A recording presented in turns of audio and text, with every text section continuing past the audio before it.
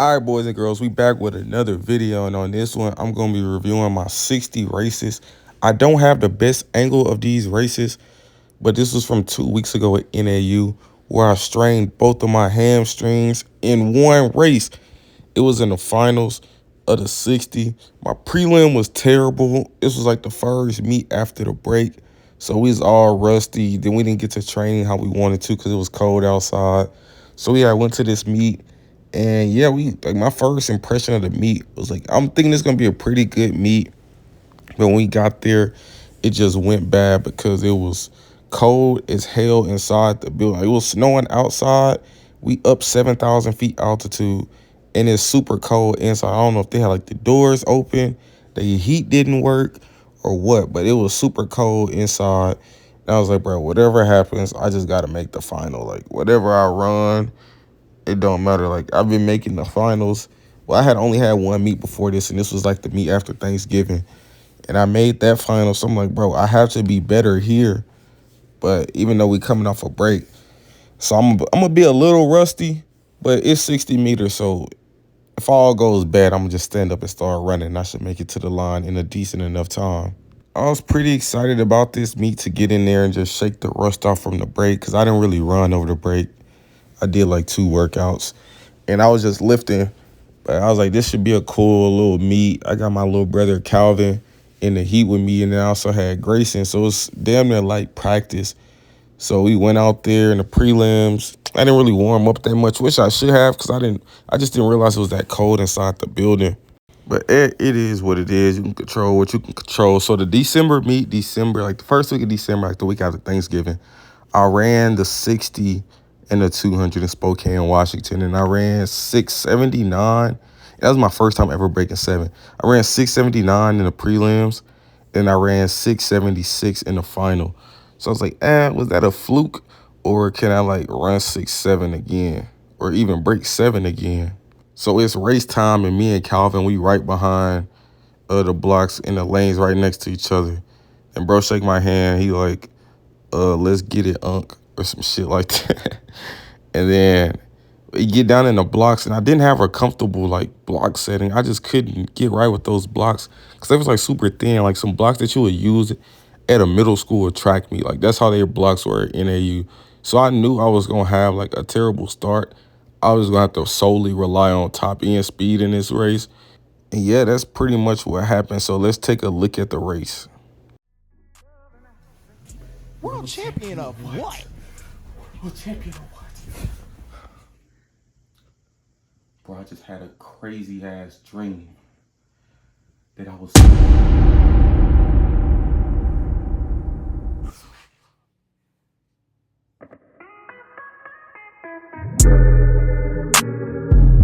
I don't even like this shit for real.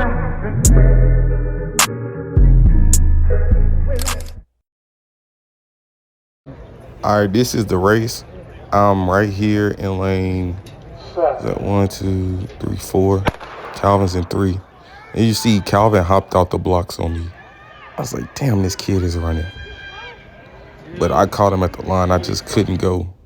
All right, this is the race again in slow-mo. I just had a weird block setting. I just got down in the blocks and got in them. And like Calvin, he looks pretty good right now in the blocks. Even Grayson, he looks pretty good. I came up, just look how I look in those blocks, bro.